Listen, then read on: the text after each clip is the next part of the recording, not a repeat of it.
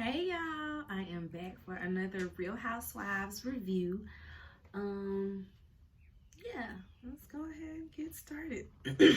Oh, one thing I wanted to say about the last episode was Kenya tripped me out talking about Sheree need to be on a show.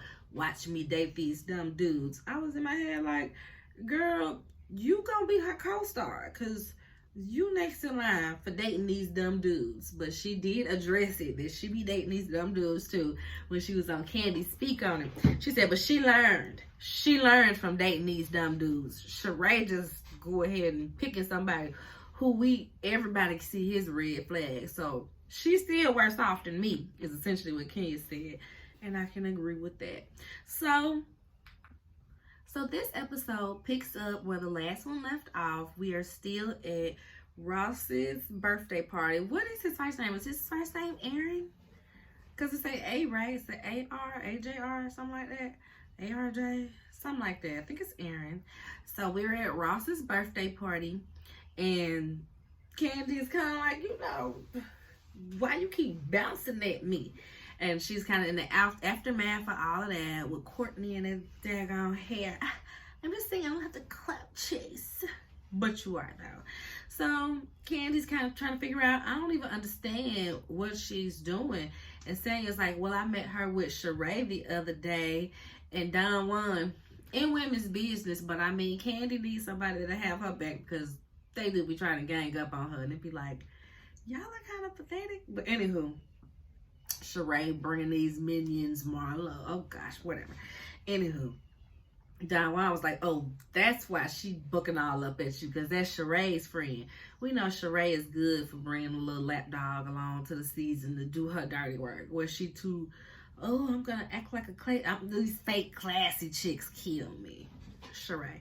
So Candy is annoyed with Sanya because she's like, well, why you ain't tell me? If she said when she met you that she was feeling a way about me and that, all of this was happening, why wouldn't you come and tell me?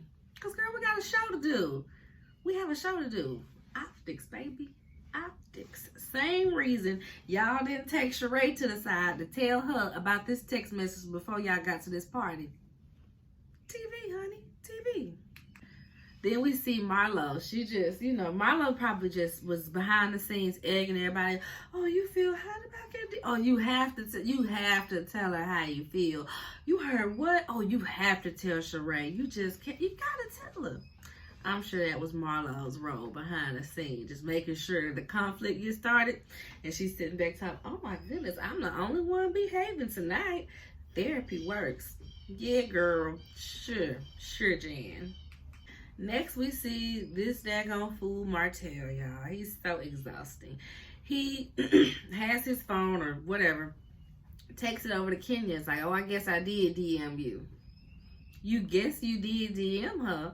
You did all this yelling and cursing and all this. Well, it don't matter if I did try to F you. If I did want to F you back then, it don't matter. It was 2 years ago.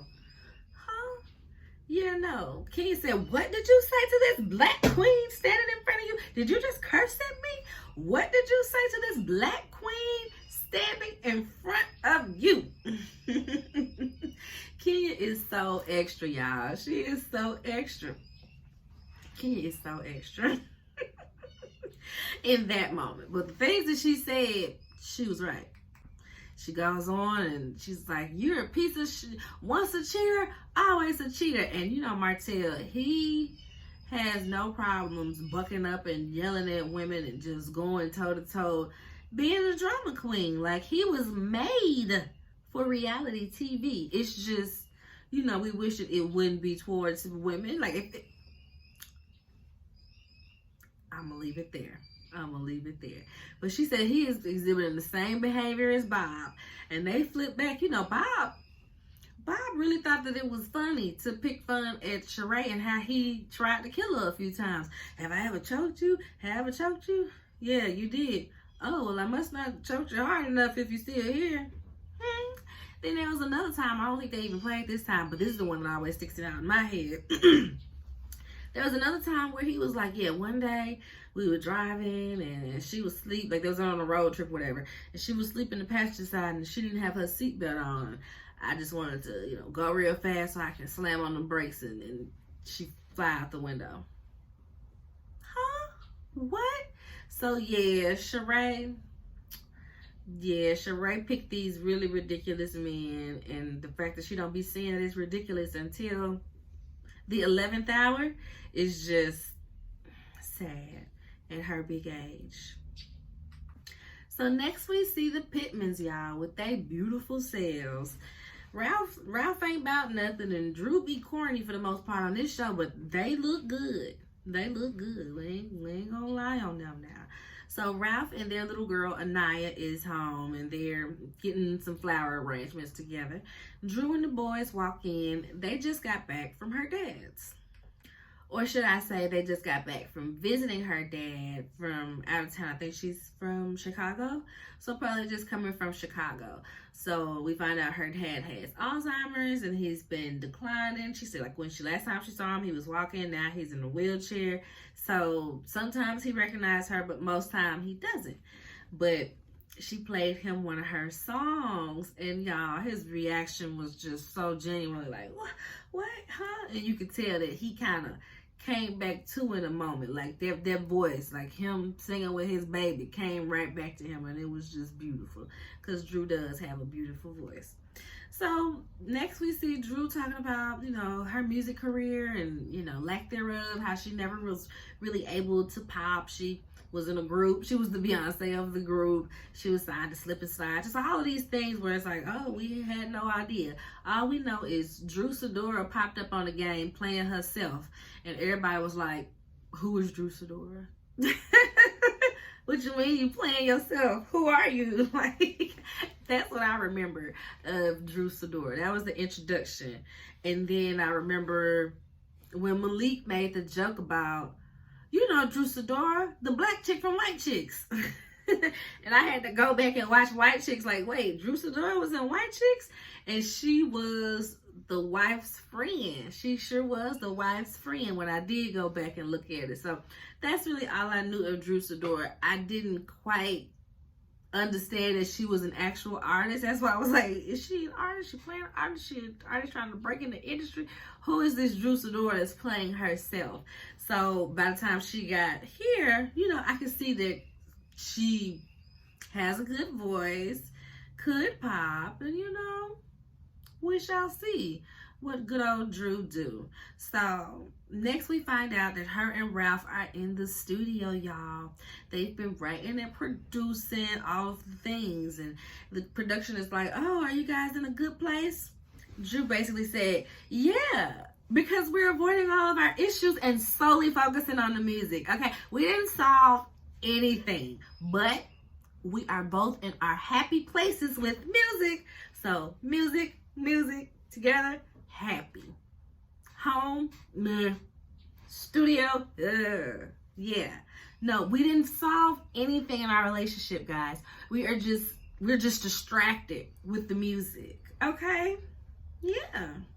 And it blows my mind how, I guess I'm just one of those super observant people, because every time I watch, since it takes me so long to get to my reviews, because I used to didn't like to watch reviews before I did my review, because I didn't want somebody's opinion to seep into mine. But it doesn't. My opinion be either different, or I do be noticing stuff that other people notice, because the fact that everybody was like, oh, Drew just sat there and lied and said that they doing good. No, Drew told the absolute truth that they are distracted from their actual problems. They didn't solve anything. They're just in their happy place with music. So that's really it. And we already know that this is Ralph trying to make a name for himself as well, and doing it through Drew's celebrity. Ralph is very much, so I like to use Candy and Todd as the example. Todd came into a situation knowing what it was. You don't make as much as she do. Her star power is a little stronger than yours, a lot stronger than yours. People know who she is. People don't know who you are. He cool with that. He run his plays. He make the money. He start more businesses. It is what it is.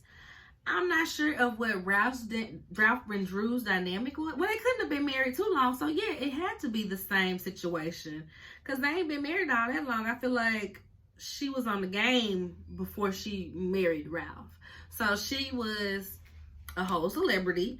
You knew this, but he very much gives "I'm jealous of my wife's celebrity." It very much feels when she has something going on, or when something is about her, or now that she's making things about her, he got to find a way to be like, that ain't what we doing. That's kind of the vibes I'm picking up from him.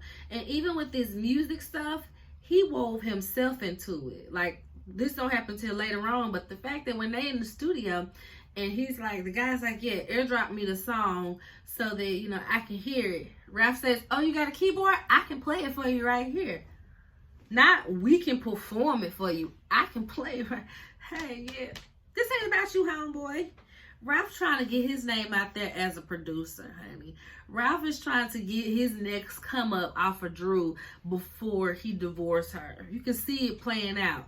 And because I think in the divorce papers or something along that lines, or even before the divorce, he's demanding that he gets royalties or whatever money she's getting from her music. He needs some of that too, because he was her producer / writer. So Ralph is very much giving jealous husband, and I just cannot take it. I cannot take it. So they're in a good place because the place is the studio. When the place is at home, they're not in a good place. Just so we're all clear and up to date, okay? She wasn't lying in that confessional. Y'all just wasn't listening. So next, Ralph talks about how he found out this girl was his cousin. Oh yeah, this new girl named Courtney. I don't know. We found out she's cousins, and we see Courtney talking about her brother's sister is Ralph's grand aunt. I said great aunt? Do you mean great aunt? Grand aunt. Okay, girl. All right. So he excited. Oh, you know, my cousin. Da, da, da. And then Drew was like, well, I heard Candy got into it with somebody. What happened? Candy wanted to fight somebody? What happened? And Ralph was like, yeah, my cousin. She said, oh, okay, well, y'all must be related. I always in some mess, starting up some mess, trying to fight people. Yeah. Checks out for me. Next, we see Candy and Sanya, bop, bop, bop, whatever. Candy is mad at Sanya because she feels like she left her blindsided. Stuff like this be annoying to me because it's like, hardly do y'all go to the next person without the cameras there to tell something like that. So it was like, did you want her to come up to you at the party and be like, hey, this girl Courtney, she got a little problem with you. She finna come over here and talk to you. Did you want her to do that? Because it's all the same thing, girl. It just all be the same thing. Every season somebody mad about not being brought this, but it's like, y'all know y'all can't tell each other because y'all preserve the good stuff for y'all show.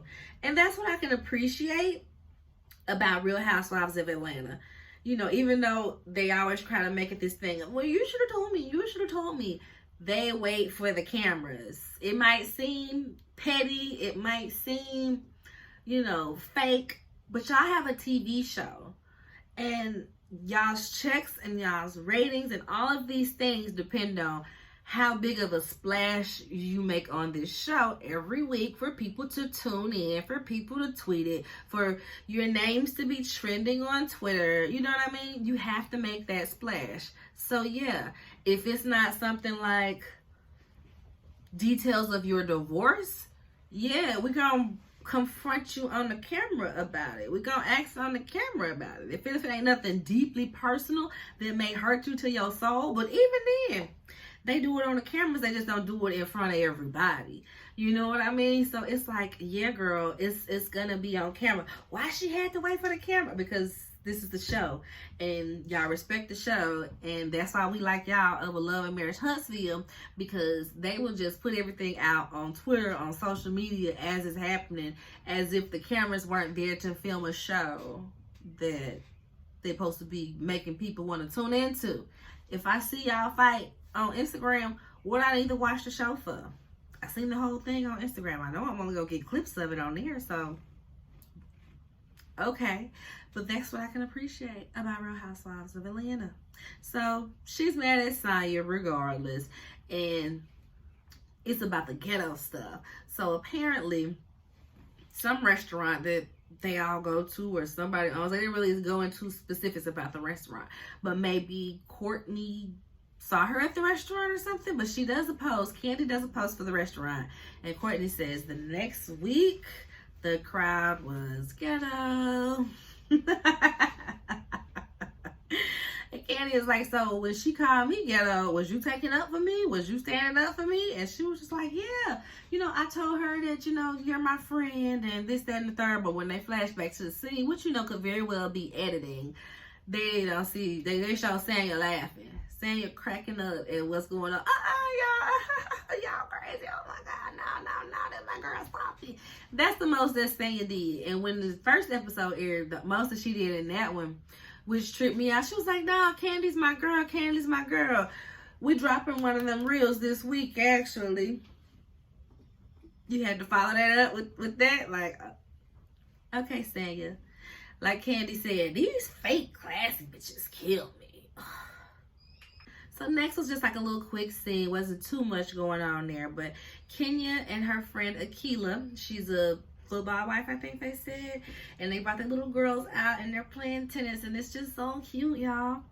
Come to find out, Kenya's boo is like a heavy hitter out in the scene. He owns the brand Call Me Crazy, which I live in Atlanta right now. I used to, so I have a lot of people that's out there and I always see them posting. If they eating some salads or some smoothie, it's Kill Me Crazy. So I was like, oh snap, now I gotta try Kill Me Crazy when I get out there. So go Kenya, eligible bachelor. She said, listen, I learned how to stop dating these dumb dudes, okay? Ain't nobody depending on me. He ain't looking to me to pay for no vacations.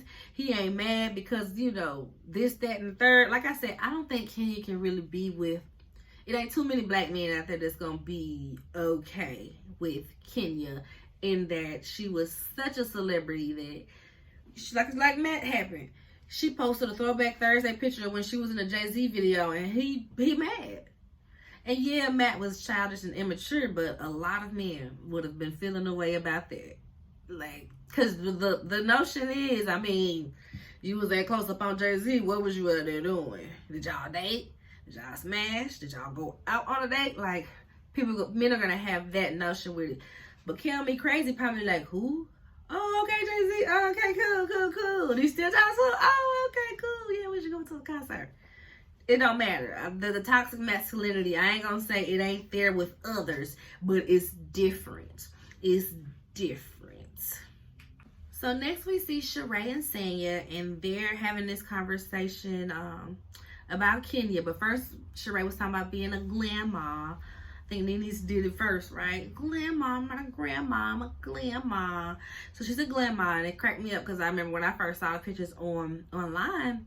That baby was in She by Sheree. I said, not you using your adorable little grandbaby as promo trying to sell your She by Sheree, child. Good night. So we see her and Sanya talking about Kenya. And they're basically commiserating in the fact that Kenya has came for both of their men, basically.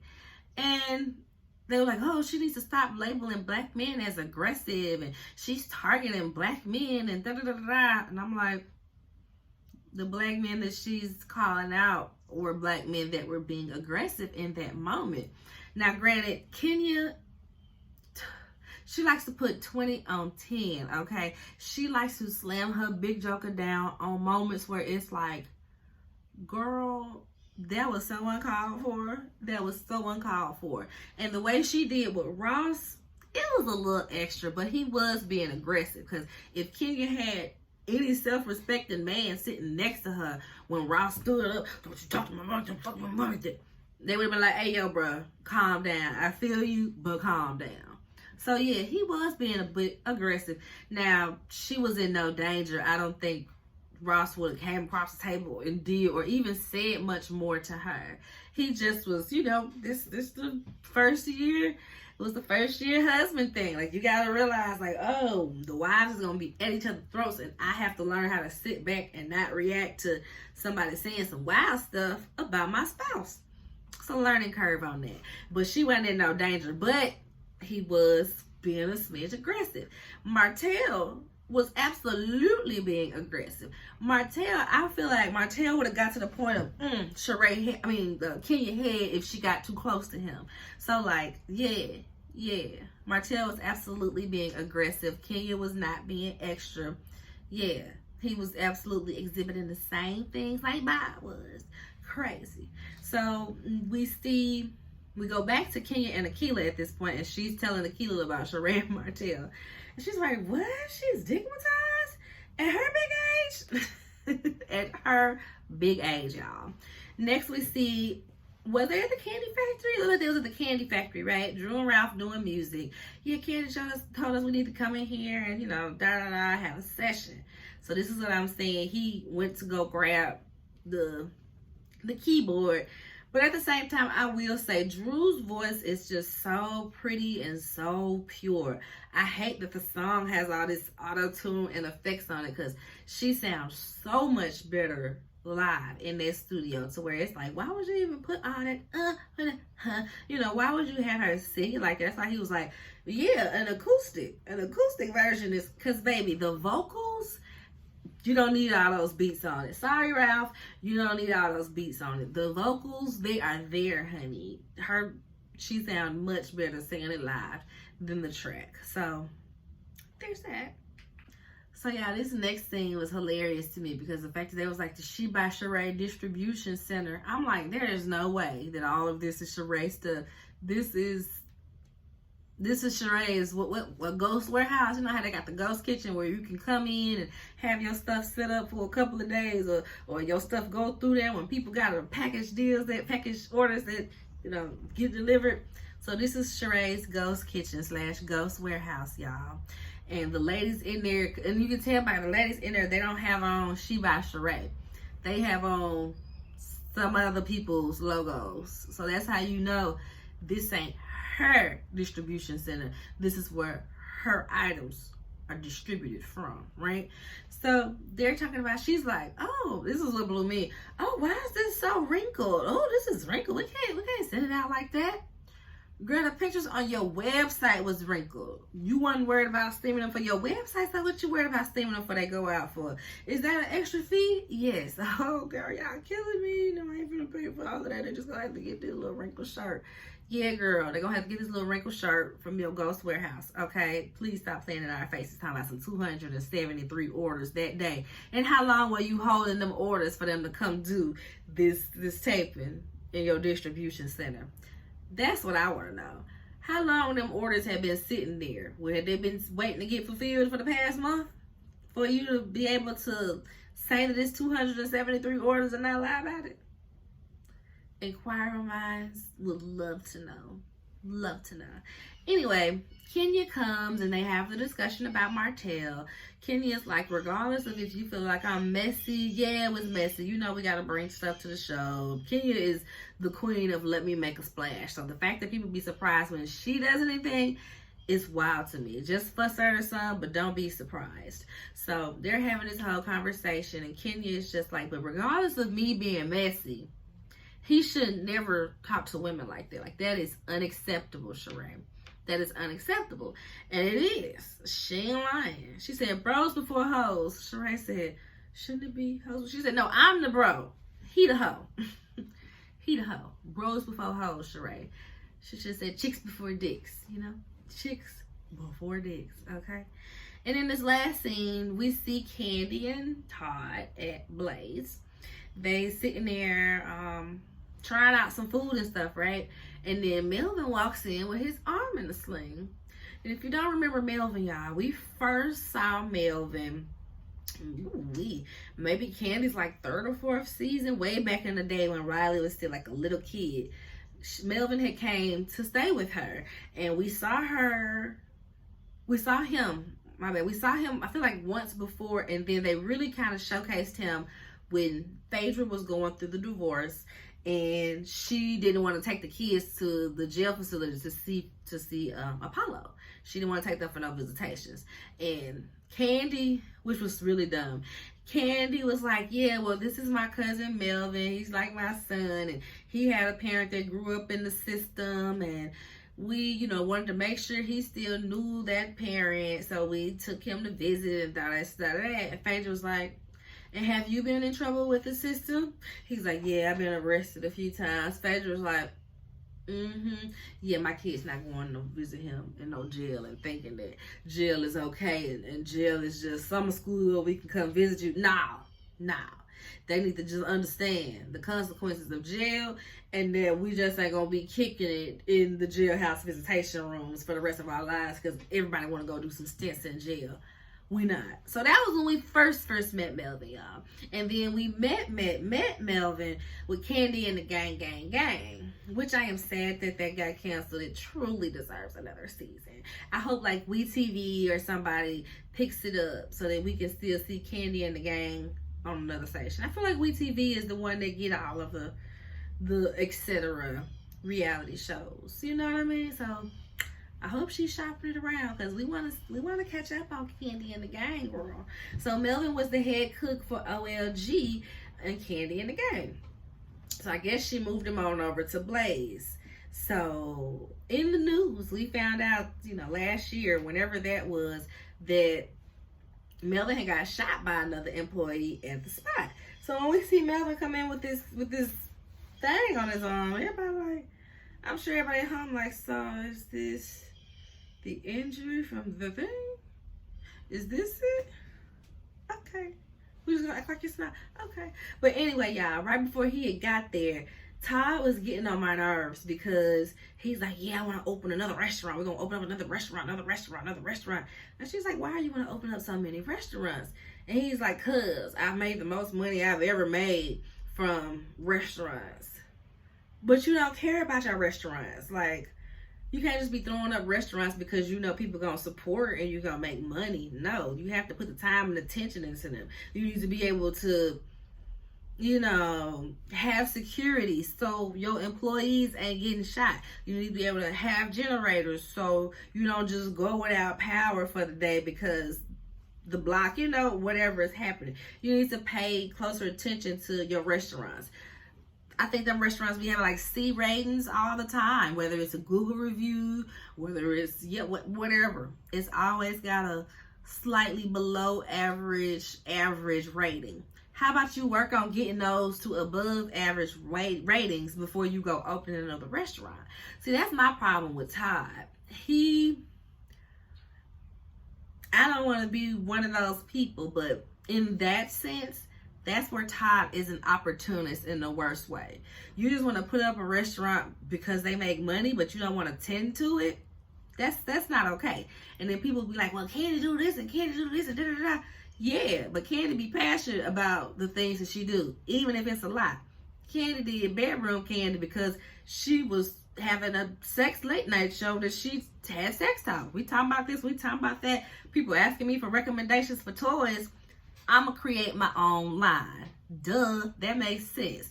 She's doing Broadway and plays because she has a Grammy. She can tend to that singing part. Your production. Those things make sense. She wants to get the EGOT status. Those things make sense. You just want to put up a restaurant because it makes money. Nah, Brady. Nah. I'm going to need for you to find a better excuse than that. Or at least get these ratings up to 4 stars and a B rating, because you can't just have 80 million restaurants and all of them is a C rating, C and below rating. That ain't cute in these streets. But anyway, Melvin is there and we all wondering, is this an injury from that thing? And the producer walks right on in and says, okay, so we're not going to talk about the thing. We're not going to talk about the thing. And on one hand, I get it, like, it's right there in front of us all. Like, we're not going to talk about it. But at the same time, I'm like, dang, how insensitive. How insensitive. Do you know what type of mental space Melvin is in for you to just be like right there in front of him? So we're not going to talk about him getting shot? because they happened here, right? We're not gonna talk about him getting shot. They didn't pull up to the side. They didn't do nothing. They just popped right up on the scene. And apparently that's the same Eric that Candace was running for when Giselle tried to do that whole, oh, Chris made me uncomfortable. Eric, where are you, Eric? Well, we see where Eric at now, right in the twixt of the business, child, trying to get Candace to spill all the tea. Which, I mean, yeah, you're going to have to tell us what happened. He could have waited for the confessional, though. You knew she was going to sit in the confessional. Because they can't talk too much about it because it's an ongoing case. I'm sure he's pressing charges, or the restaurant's pressing charges. Like, I'm sure there are open cases on this. So to think that they were just going to have that conversation was just like, oh, brother. Like Todd said, these are open cases, buddy. Go on somewhere. Y'all know y'all going to ask her in the confessional. She'll say as much as she can in the confessional. But right here, right now, nah, buddy. And that is the end of this episode, y'all. I feel like this was a long behind review. I feel like I've been talking so much. I guess because I've been going into like previous episodes from previous seasons of other shows and stuff. It's feel like a long review. We'll see. Thanks for watching though. Like, subscribe, all of the things, share it with somebody. If you only come here for Real Housewives, watch another review.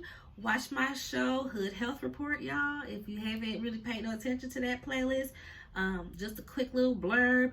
I am an epidemiologist and public health, all of the things, and I have this platform to get that public health information out there. So that's what Hood Health Report is. Check out some of the topics. Follow me on Instagram, KVENT, Hood Health Report, both of the pages. And like I said, like and comment, subscribe. Bye. One last thing, y'all. Because when I had my notes out of order, so I'm like, wait, what's that? Wait, did I say this? Did I say this? One of the little side scenes where like they introing back from commercial, we see Marlo with the boys, with one of the sons, the nephews, and she got his outfit laid out, and she's like, which shoes you would put with that? He's like, I think I like the pythons better. And she, yes, I thought you will, yes. And that was so damn funny that she in there style quizzing them. They gonna be fresh to death though, but that was just cracking me up. That's the enjoyment. That's the time they had over there. Hey, as long as they clothed, fed, and loved, y'all.